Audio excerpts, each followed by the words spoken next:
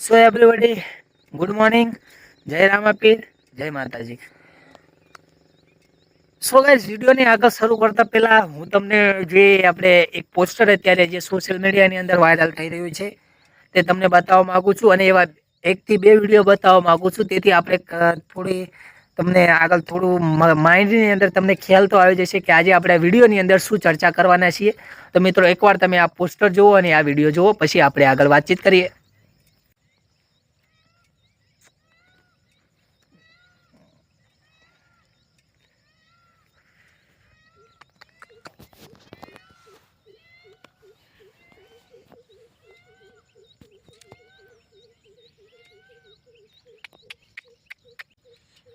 સો everybody, વિડીયોની અંદર અને પોસ્ટરની અંદર એવું લખવામાં આવ્યું છે જેમ કે આપણા ગુજરાતના જે ડેમી સીએમ છે જે હર્ષ સંઘવી, જે લગભગ ભવિષ્યમાં કદાચ એમને સીએમ બનવાનો મોકો મળી શકે છે, પણ મને નથી લાગતું કે અમુક લોકો તેમને સીએમ બનવાનો મોકો મળવા દે। જેમ કે આપણા ગુજરાતના ડેમી સીએમ હર્ષ સંઘવીએ કાલથી ને પરમ દિવસથી જ ગુજરાતની અંદર દેશી અને પરદેશી દારૂ બંધ ઉપર પ્રતિબંધ લગાવી દીધો છે। દારૂ ઉપર પ્રતિબંધ લગાવી દીધો છે। તો એટલે મિત્રો, ઉપરથી તમને ખબર બી નથી, દારૂ ઉપર પ્રતિબંધ તો લગાવ્યો છે, પણ જે આપણા શહેરની અંદર, ગામડાની અંદર જે બિચારી પોલીસ સારું કામ કરી રહી છે તેમની ઉપર પણ દબાણ આપી દીધું છે। તો મિત્રો, કેવું દબાણ, તો તમે શાંતિથી તમે સાંભળો મિત્રો। તો મિત્રો, દબાણ પોલીસ ઉપર એવું આપ્યું છે આપણા ડેમી સીએમએ કે તમારા ગામની અંદર, તમારા તાલુકાની અંદર જો કોઈ જગ્યાએ દેશી દારૂ કે પરદેશી દારૂ વેચાતો હશે તેવી અમને જાણ મળશે તો તમને સસ્પેન્ડ કરી દેવામાં આવશે, તમને ડાયરેક્ટલી સસ્પેન્ડ કરી દેવામાં આવશે। આવું આપણા, હું નથી કહેતો, આવું આપણા ગુજરાતના ડેમી સીએમ હર્ષભાઈ સંઘવી કહે છે। તો સાલું મને એ નથી સમજાતું કે એમને કાળા કોટ પહેરીને ત્યાં રહ્યા હુકમ કરી દેવો છે અને કામ કરવાનું બીજાને, કામ કરવાનું પોલીસવાળાને। તો મિત્રો, મેં તમને શરૂઆતમાં જે પોસ્ટર બતાવ્યું તેની અંદર આ જ લખેલું છે, અને હવે જે મેં તમને બે વિડીયો બતાવ્યા હતા એ જોઈને તમને ખ્યાલ તો આવી જાય કે જે દારૂ બંધ કરવાની વાત ચાલી રહી છે, આ વિડીયો જોઈને તમને એવું લાગે છે કે ગુજરાતની અંદર દારૂ બંધ થઈ શકે છે? શું ગુજરાતની અંદર દારૂનું આમ ધનોત પનોત, મતલબ દારૂનું અવશ્ય મિટી જાય એવું થઈ શકે? મને નથી લાગતું મિત્રો। લગભગ હું મિત્રો, મારા 23 વર્ષ થયા, હું 23 વર્ષનો થયો ત્યારથી જોઉં છું કે મેં એવું 23 વર્ષથી સરકારનું જ્યારથી જોઉં છું કે મેં એવું નથી સાંભળ્યું કે આ ગામની અંદર કોઈ વ્યક્તિ દારૂ ના પીતો હોય, આ ગામની અંદર દારૂ ના વેચાતો હોય।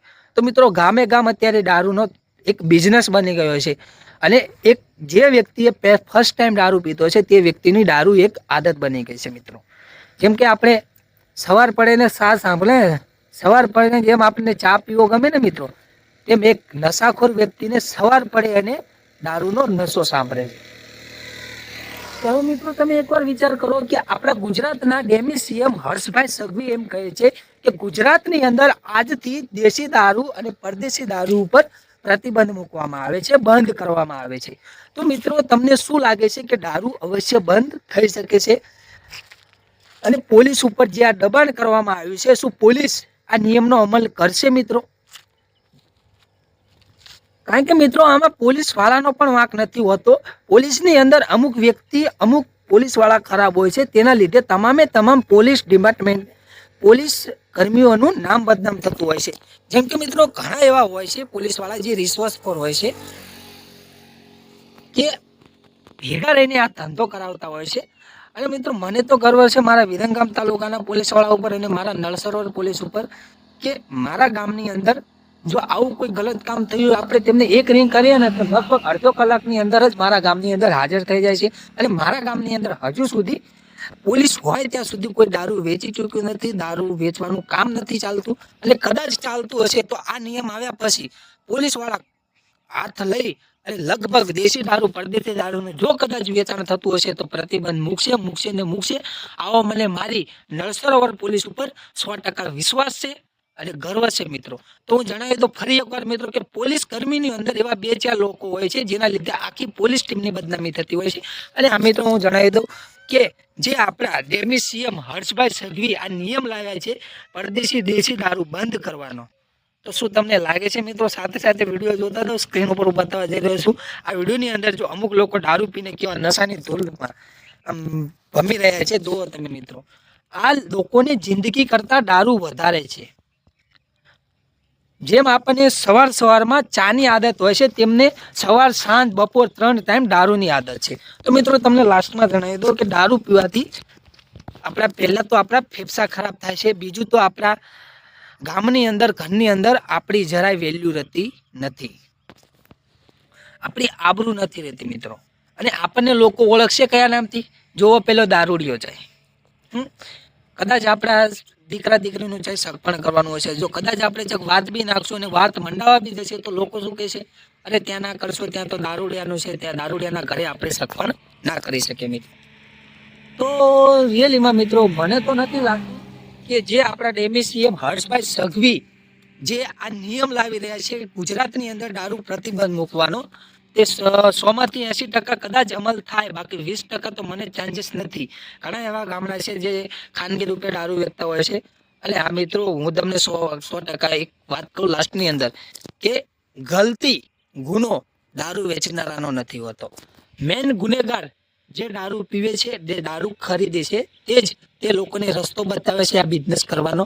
જો મિત્રો એકવાર દેશની અંદર ગુજરાતની અંદર હર વ્યક્તિ જે દારૂ પીતો હોય તે વ્યક્તિ દારૂ લેવાનું બંધ કરી દે, દારૂ પીવાનું બંધ કરી દે, તો ગુજરાતની અંદર નહીં પણ ઇન્ડિયાની અંદર જે દેશની અંદર જે રાજ્યની અંદર જે રાજ્યની અંદર દારૂ વેચાતો છે ત્યાં તમામે તમામ દારૂના લબાસા ઉપડી જશે, દારૂને બૂચ વાગી જશે મિત્રો. તો એના માટે આપણે આ જ કરવાનું છે, જે હું દર વ્યક્તિને નિવેદન કરવા માંગુ છું, જે હર્ષભાઈ સંઘવીને એટલું નિવેદન કરવા માંગુ છે કે આ નિયમ લાવ્યા કરતા જે વ્યક્તિ દારૂ પીતો હોય છે તે વ્યક્તિ દારૂ લેવાનું બંધ કરી દે છે, દારૂ પીવાનું બંધ કરી દે છે, તો આપણા ગુજરાતમાં નહીં પણ આખા ઇન્ડિયાની અંદર જે રાજ્યની અંદર જ્યાં દારૂ વેચાતો હશે, જ્યાં દારૂ બનતો હશે, તમામે તમામ જગ્યાએ દારૂ છુપડા છાપ બંધ થઈ જશે. તો મિત્રો મારું કહેવું તમને કેવું લાગ્યું? તો મિત્રો શું લાગ્યું મારું કહેવું? મિત્રો વિડીયો ગમ્યો હોય તો લાઈક કરો અને મિત્રો લાસ્ટમાં મારી ચેનલ સબસ્ક્રાઈબ કરો. હેરા પાપી.